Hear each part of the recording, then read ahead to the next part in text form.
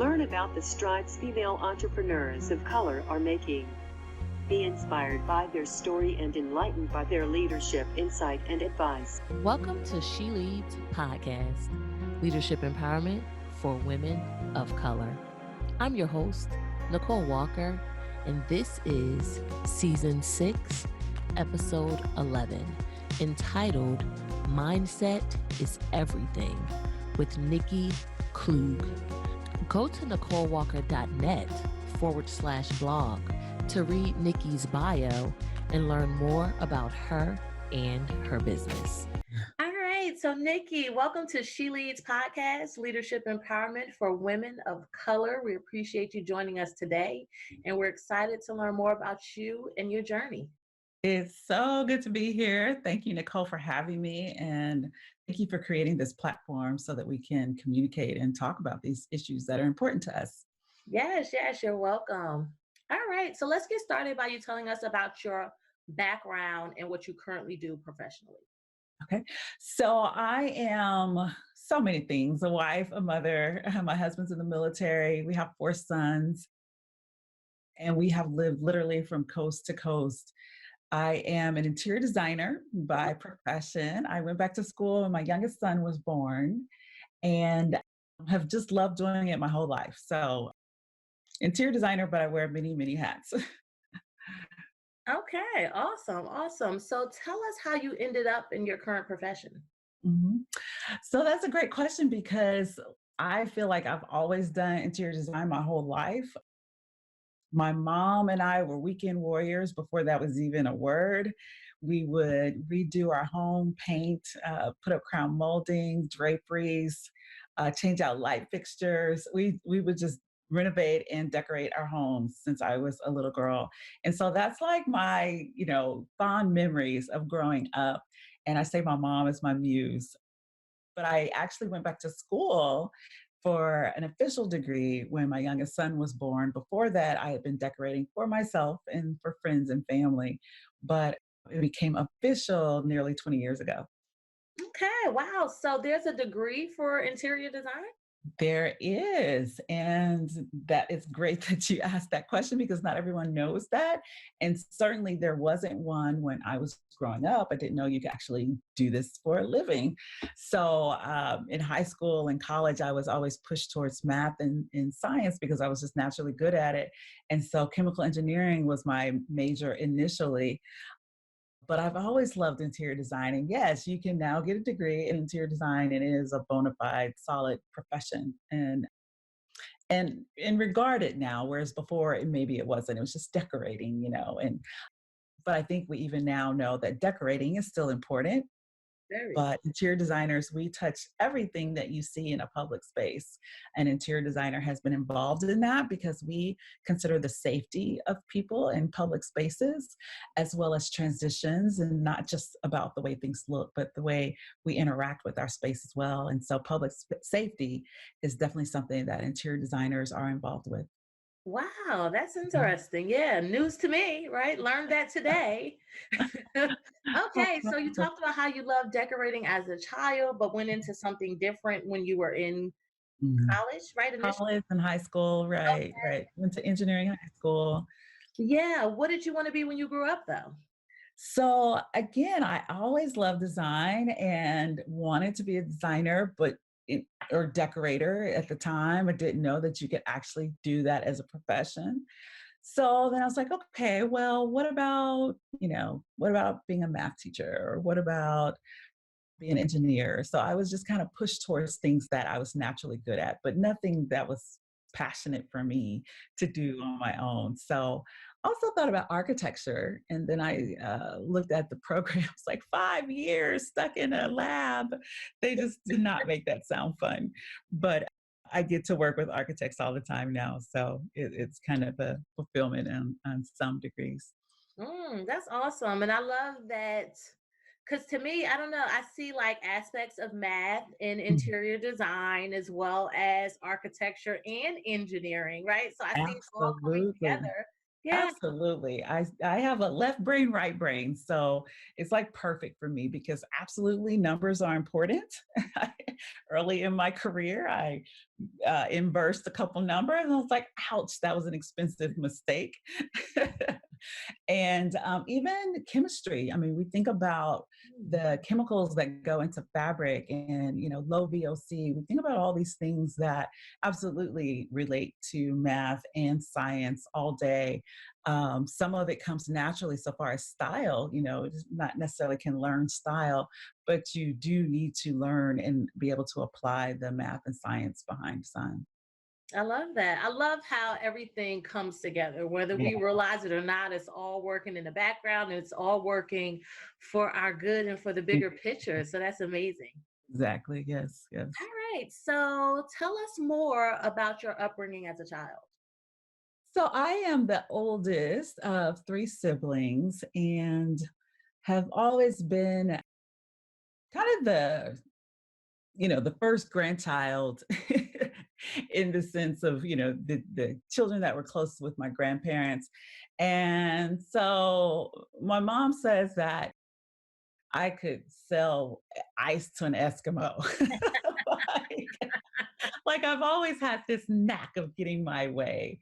And so yeah, I'm a little bit of a spoiled kid in a way, but I would say that, growing up with my grandparents being close to us in proximity, but also just a really tight knit family, I got to experience things as a kid that not everyone around me got to experience. So, like gymnastics and traveling to Russia when it was Russia, USSR, then competing in competitions and dance and just a lot of exposure. Hmm. So I accredit my parents to spoiling me, quote unquote, spoiling me, because when you're exposed, when those things are available to you, the sky's the limit. Like you can think bigger later in life, and you can see things from a different perspective that not everyone else around you can see. So I'm grateful for that.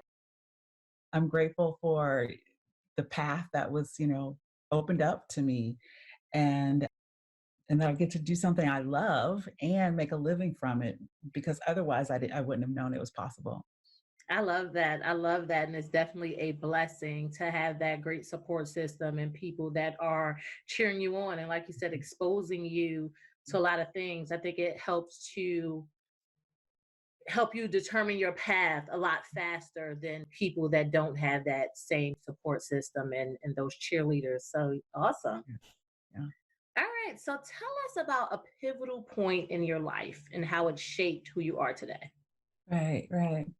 I would say that the fact that our family was so close. So my mom has a sister and two brothers, and every summer we would travel to Colorado or California or Wyoming and on these family road trips. Mm. And so that was just always so fun to be with my cousins. Cousins are your first best friends.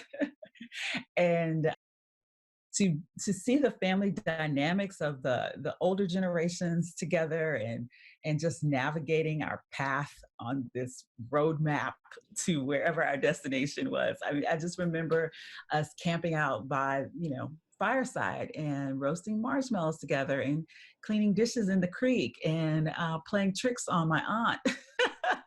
Wow. All the cousins together conspiring to play tricks on the adults. And so that was just such a wonderful and beautiful time in my life. And I think I've modeled my own family after that because I have four sons. And when my husband and I talked about getting married and started talking about kids, it's like, well, I want a big family, And so I can see the repeating of that pattern of making time together, sacred and doing family vacations and exposing our sons to, any and everything that we can. And so that definitely has shaped my life, having those summers with my cousins and my extended family on road trips. Awesome. Thanks for sharing that. Yes, I love road trips. Mhm. And oh my goodness, being able to go on them with a large number of your family sounds really Mhm. exciting. So, yeah, Yeah. that's not something that everyone experiences. I love that. Fond memories, good memories. Yes, yes. So tell us what you would consider to be one of your strengths and Mhm, a weakness, and then tell mhm. us how you get around your weakness. Okay, good question. So I would say a strength is being able to see the vision of maybe not even just a space, but a building, an area, seeing the potential in the neighborhood, looking into, stepping into the future and seeing what is possible with planning with anything. I'm a visionary, so I can see things in there in a better state than where they are currently. So that's a strength, and I think that companies need that, right? All big companies, you have to see the vision before it's even fathomable to anyone else. Exactly. But a weakness in the same on the same coin can be impatience, or could Mm, be not having a good roadmap. The way I have, you know, bolstered up that side of me is bringing in team members that they are able to go from A to Z and every letter in between, where I want to skip directly to S and T. I think that spoiledness comes into play with my impatience. It's like, I want it now. This is how it should be. But having people in my corner that will say, okay, well, yeah, I can see us doing that. I can see us getting there, but it's going to take this, this, and that. And in this order or this general order, like things don't always pan out exactly the way you want. You need a plan, though, at least to start and get in the right ballpark, in the right zip mhm, code mhm. of what you're going for. Okay, thanks for that. I can definitely relate to, Mhm. the visionary and kind of like, who cares about the little small details? Let's get to the Right. big picture, right? So it is great to have people that help you along the way. All right. So tell us what you're currently doing to improve yourself personally and or professionally. Okay, that's great. I am currently in a group of other entrepreneurs, a mastermind where we help each other. So, some of the same things we're talking about, help each other see what's possible, plan for it, pivot, as so many of us are doing right now in the midst of this pandemic.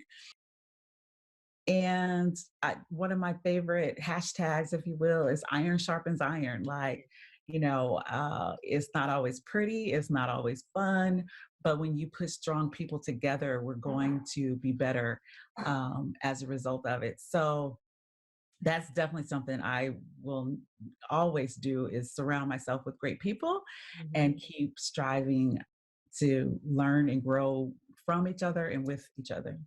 Okay, thanks for that. So you mentioned something that I think is very timely, right? And I would love to know more. This is going off of the script, but it's very relevant. So you talked about pivoting, right? We all know that, these are unforeseen and uncertain times. So considering that you do interior design and decoration, like what have you done to stay relevant in relation to that currently? Right. Right. So one thing that I've been doing is, it started as a give back. It started as, I know I can be the solution for people right now because so many people are having to transition from being in their corporate jobs to working from home. Hmm. And I do this thing called money spaces. So every space for me is a sacred space. Every space has a purpose and a meaning, and we can craft it or design it in a way that you are instantly activated and engaged in the purpose of that space. Like, Hmm. I have this space relationship thing going on with how we interact with our surroundings. And so, money spaces, it's not something I get to do that often, but I do enjoy doing it. But it's just become this like amazing gift to be able to give to other people and them understand, kind of like my methodology and the way I see things, and then get it. And so we did a round of a challenge called a 5-day Create My Money Space Challenge, where Hmm. I taught these different principles that I use in my evidence based design. And people were able to apply them and like really uh, improve their spaces and be even more productive than just setting up a desk and a chair that fit. I love that. I love that. And that is like really timely. That's awesome. Mhm. Awesome. All right. So tell us about your morning routine. Do you have a morning routine? I do. I do have a morning routine. And we talk about it in the challenge because when you set up a routine for yourself, your brain stops fighting you. You just instantly engage into your pattern. So our routines and patterns are so important. But I wake up every morning. Of course, I do the morning ritual, brush your teeth, wash your face, la la. And then I'm praying the whole time. Like I'm just thanking God for waking me up, for opportunities of the day. I'm just have this dialogue going on in my head. Then I put my music on, put my gospel worship, and I go for a walk or a slow jog when my knees aren't acting up. And then I walk or jog for the next 45 minutes.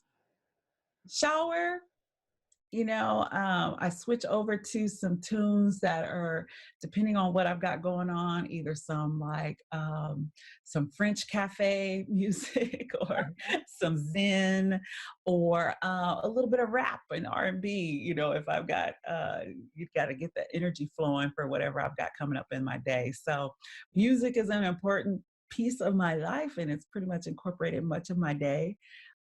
But yeah, I start off with prayer. Okay, I love that. I love that. So we're kindred spirits.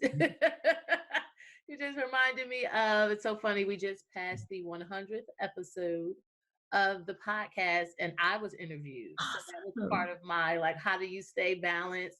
Prayer, Awesome. Uh-huh. gospel music, like all of Uh-huh. that stuff, Uh-huh. which is Right. important to stay, like you said, in our zen and make Mhm. sure that we're showing up at the Mhm. best of our abilities. So thanks for sharing Absolutely. that. Absolutely. Yes. Okay, so tell us about the last book that you read or listened to. Okay. The last book that I read is Think and Grow Rich Okay. by Napoleon Hill. We're doing a family book club. Mm. And we actually started it before the pandemic. So it was just perfect timing for us to all stay in touch with each other on a weekly basis because we can't, travel and go see each other. My mom is aging and I don't want to get her sick. And so we don't, see her as much as we normally would because the rest of us are kind of out and moving just with our jobs. My brother's a police officer. I work in construction, so construction is considered an essential business.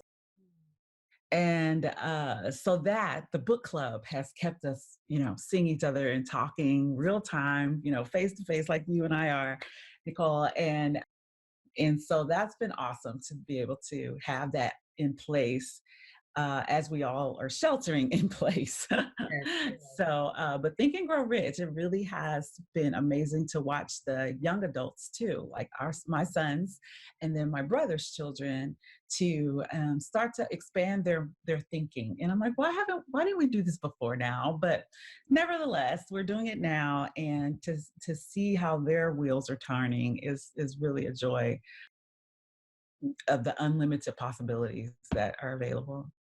I love that. I love that. You may have given me an idea to share. I have a daughter off in college and she's still in New Orleans. So I'm like, hey, Yeah. idea, right? Yeah, for sure. I highly recommend it. It's been a great time. Doesn't have to be that book, it can be any book, but we definitely have to find ways to stay connected Yeah. during things like this. I mean, hopefully, I don't know. We'll see. How long it's gonna be, right? Like, how long is this going to last? But I do hope that some of the new ways of living that we've established stick Mhm. around for the long run because I feel like this has brought everyone together, although we're all spread apart, right? Right, right, But can definitely. you share, do you have like a takeaway that you've taken from the book so far that you can share with us? Yeah, so one of them is the mastermind, and it must be where, that term just came into play in the last 60, 70 years is from this book written to show us what the top, income producers and creators and business leaders do. And that is the iron sharpens iron. Like many brains together focused on one thing can solve so many of the world's problems, or just or flesh out your business ideas. So Mhm. I've always participated in masterminds, but now I'm looking at them a different way. Like, okay, there's this group of people and we have all committed to learning and growing together.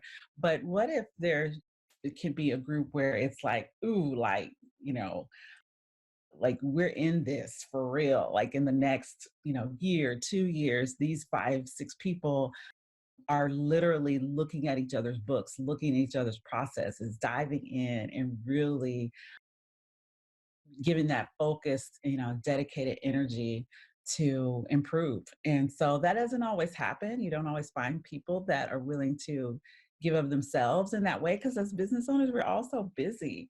Yeah. But I am like in the mindset now to, it's a win-win. Like Mhm. let's make the time to get this done. We obviously have extra time. So the masterminds definitely, the auto, impressions, the repeating your mantra, like what are your goals, what's your burning desire, how do you let that call you into your future, how do you plan for that? Mhm. This book has been amazing. I read it years ago, Okay. but to now do it a fresh set of eyes and more knowledge between now and then has really been incredible. I know some people that read it once a year, so Oh, uh, wow. it's a great read. Okay, thanks for sharing that. I love that. And I do agree, right? That like all people that are like heads of businesses, as opposed to like when you have your team, you have different people, but people that are similar in nature, but yet I would guess that everyone has a different expertise. So that's Mhm. awesome to all come together and help each other, right? Yeah, yeah. Okay, so can you tell us about an aha moment that you had lately and how you've changed as a result? Yes. My aha moment came through the challenge that I mentioned earlier for money spaces, is what I call it. And that was me being obedient to what I heard, that this is what people need. This is what you should be doing. It's not the sexiest thing. Like, it's making money is sexy, don't get me wrong. But my portfolio work is kitchens and bathrooms and whole home remodels and design. And so a little bit more tangible, whereas this money space, it's a lot of mindset shifts that have to happen, Mm, that I had the honor and privilege of leading people through. So you don't see it readily. mhm. And it's a longer term result or a longer ROI on the back end of completing this work. But the fact of me saying, yes, okay, I will lead people down this journey, has not only exposed me to what I thought would be maybe a couple hundred people, it was like 800, 900 people that said, yes, I need this. And so I was like, what? Oh my gosh, And Amazing. so to have that, saying yes to something that, and you don't know what the result's going to be, just showed me that yes, it all is working for our good and for his Mm, glory. And I just need to, I know this, we know this, but to see it in practice, to see it manifest right there in that moment, right away, doesn't always happen. It's usually like some long term, you know, uh, boomerang that comes back. It's like, oh yeah, I said yes to God on that. And now, 10 months, a year later, this is happening. But it was like immediate. I could see it happening. And now have a full roster of clients. We were already full. I've had to hire on another designer, had to get additional help. And it's like, oh, wow, in the middle of this pandemic, my business is growing. It's not declining. And that was simply from saying yes to what I knew was a call. I love that. I love that. And by giving, you've received Mhm. seems like Mhm. tenfold, right? So Right, stepping right. outside of ourselves. Yes. I love that. Okay. So can you tell us about the toughest struggle you've had to overcome and how you overcame? Yeah. So the toughest struggle, I would say, came from childhood, where on one side I had this, amazing supportive family, this extended family with cousins and aunts and uncles that all rallied around each of the children. Back then, if I may be frank, the family thought that white was right. And Mm. so that meant me going to elementary school that was all white, and I was one of very, very few Black children. And so that put a ding in my confidence. Mm. Just all that came with fighting racism and being one, or two of only. And and so it took a long time. Actually, entrepreneurship, it helped me grow past that, helped me heal those old wounds, take back my power, and walk in who I knew and have always known I was created to be, but had a little bit of insecurity around things that happened when I was younger. So that's been the hardest part of, just coming into my own, is rooting out those old negative curses or chatter that we even sometimes take on ourselves, as Mhm. a result of something that was done to us. Okay, thanks for sharing that. Thanks for your transparency. I can definitely relate, right? When I went to school, I've always been top of the class. So it was usually me and another one Black person in a Mhm, class, mhm. and I definitely feel like that delayed me from having an identity, Yeah, where you feel like it's like, okay, I may be as smart as you, but I don't relate to you. I don't look like you. So am I really welcomed here? So right. I do understand exactly what you're talking about, but I'm so glad that you were able to get past that. Yeah, I think, oh my gosh, who knew that it can hold you back in so many ways? But when you're determined, you're like, I'm gonna find out what's wrong. Why aren't I speaking up? Like, I know I'm the best one for this job.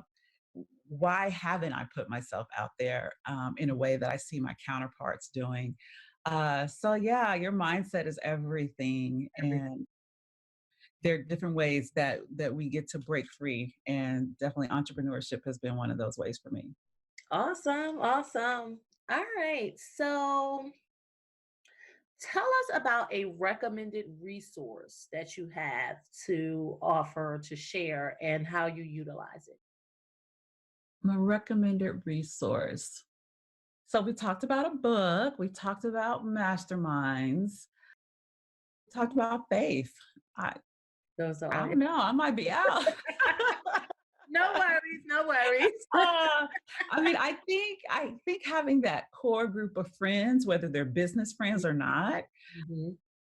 I'm in a sorority, and so to have my sorority sisters that have seen my whole journey from a young, freshman, sophomore in college, still unsure of the world and how this all works, into growing and maturing through getting married, having my family, starting my business, to have those friends that were like your day ones. Mhm. It's nothing like that. They've seen the good, the bad, and the ugly, and everything in between. And we all just want to be loved. And so for someone to know our worst moment and still love us, Mm.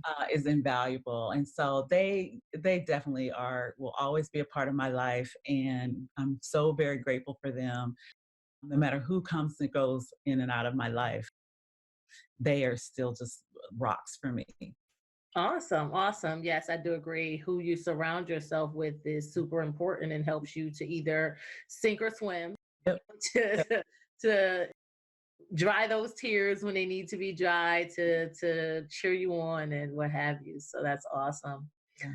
All right. So, do you practice positive affirmations? I And if so, do. can you share one with us? Mhm. Yeah, I do.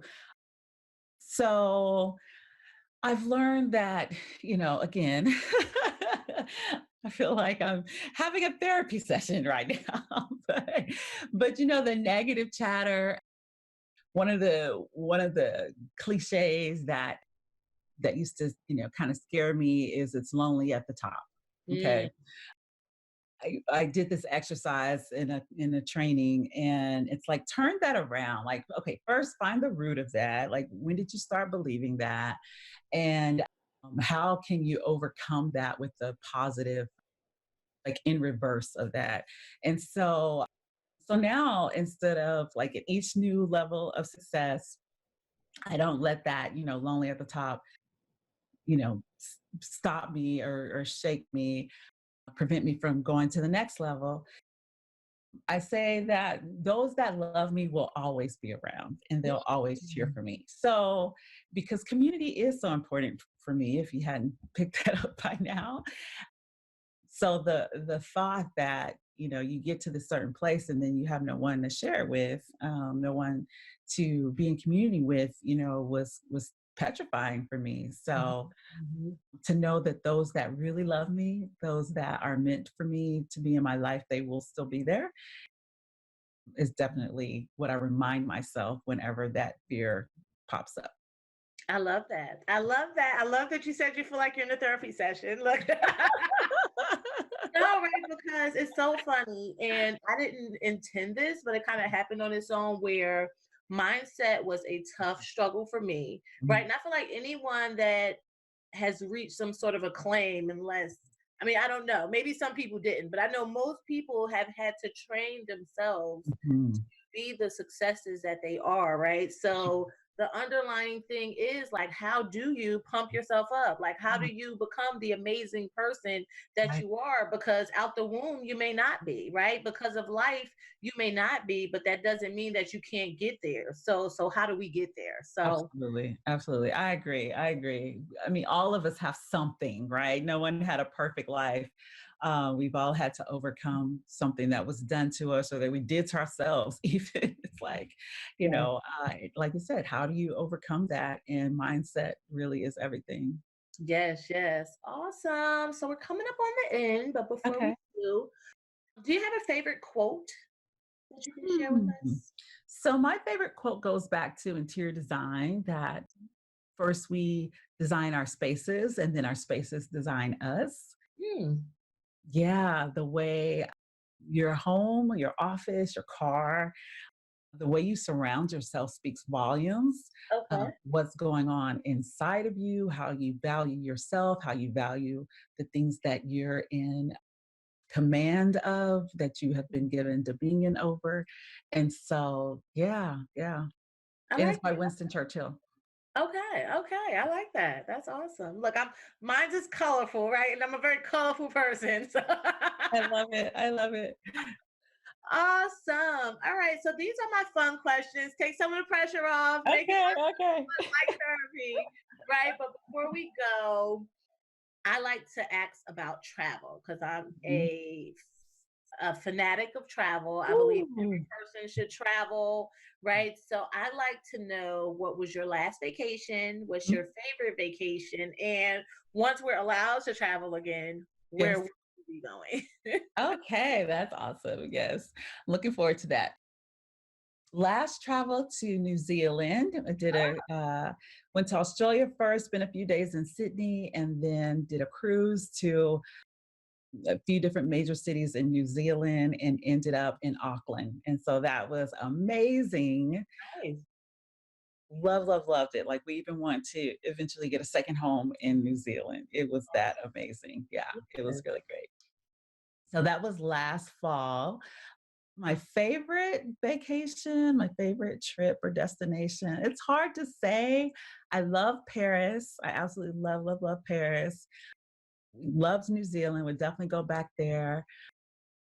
But I would say that, hmm, I wanna say Cairo. I didn't get to experience very much of it, but when I was there, it was just like the pyramids and the culture and so yeah, that's definitely someplace I want to go back and has been my favorite trip to date. If my husband had been there, it would have been my all-time favorite. So let me Okay. let me give that disclaimer. But it was with a group of girlfriends and we had an amazing time.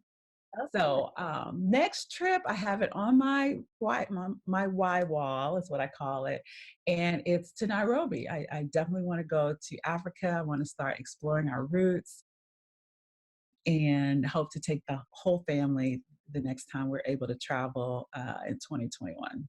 Awesome. Thanks for sharing that. Look, I thought it was over, but you just said something that made me Uh, want to ask you another question. sure. So, what's your why wall? Tell us about My that. why wall. So this was again part of our 5-day Create My Money Space challenge. Okay. And the very first day, we have some pre-work that needs to be done, like decluttering, Mhm.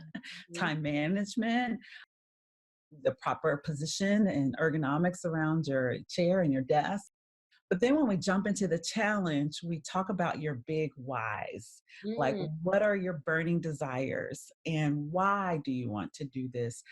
What I found is, again, in this blend of personal development and interior design, I found that there's oftentimes some promise or vow that you made to yourself mm, and in formative years. And it shapes who you are and it shapes your goal and your vision for your life.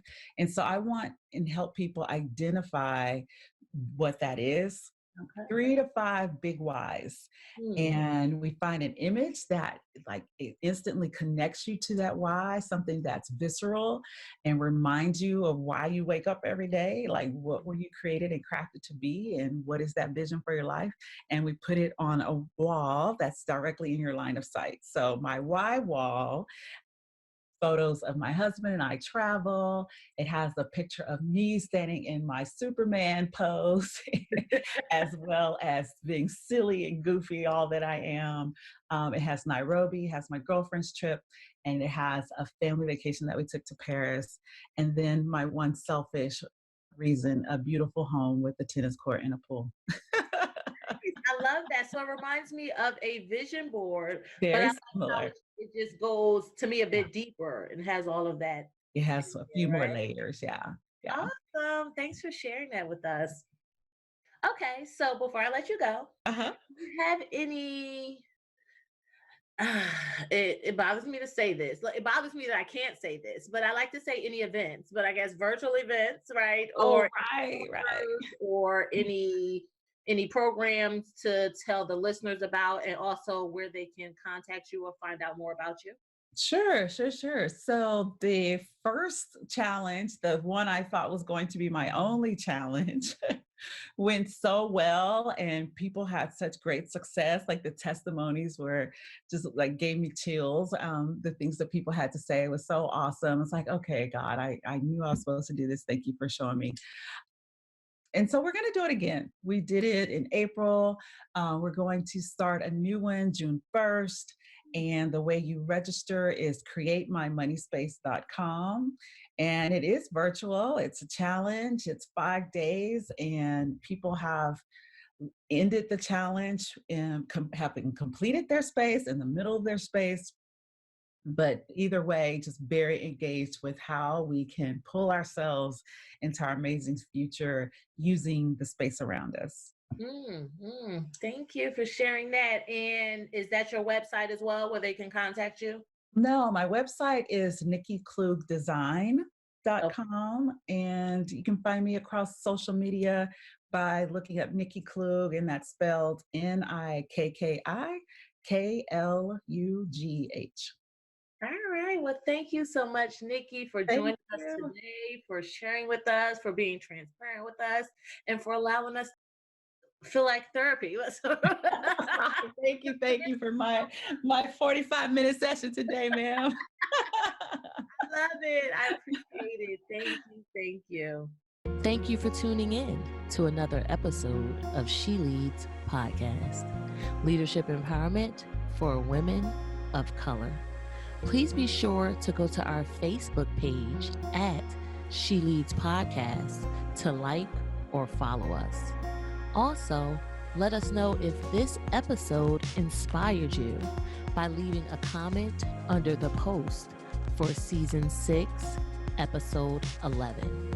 Thanks. Until next time, be empowered and empower on.